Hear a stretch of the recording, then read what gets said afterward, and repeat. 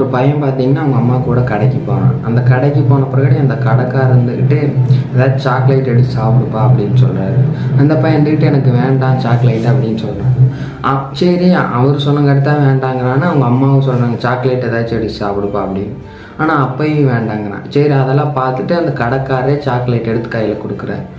அப்புறம் வாங்கிட்டு அவங்க அம்மா கூட நடந்து வரப்போ அவங்க அம்மா கேட்குறாங்க, "ஏப்பா யார் சாக்லேட் எடுத்துக்க சொன்னாலும் எடுக்கலை, அப்புறம் அவர் கொடுத்தவங்க மட்டும் வாங்கினேன்" அப்படின்னு கேட்குறாரு. இது பார்த்திங்கன்னா அந்த பையன் சொல்கிறான், "அம்மா என் கை குட்டி கை, நான் எடுத்தால் கொஞ்சம் சாக்லேட் தான் வரும், அதுங்காட்டி இப்போ அவர் கை பெரிய கை தாங்கம்மா, அதில் எடுத்து கொடுத்தா நிறையா சாக்லேட் வரும், அவர் எடுத்து கொடுத்தா நிறையா சாக்லேட் இருக்குன்னு நினச்சினா நான் வாங்கினேன், அதே மாதிரியே நிறையா சாக்லேட் இருந்துச்சுமா, அதுங்காட்டி நான் பொறுமையாக இருந்து வாங்கினோமான்னு" அந்த குட்டி பையன் சொல்கிறேன். அப்போ இதுலேருந்து என்ன தெரியுதுங்க, முக்கியமாக நம்ம எது பண்ணணுனாலும் பொறுமையாக நிதானமாக பண்ணணும்.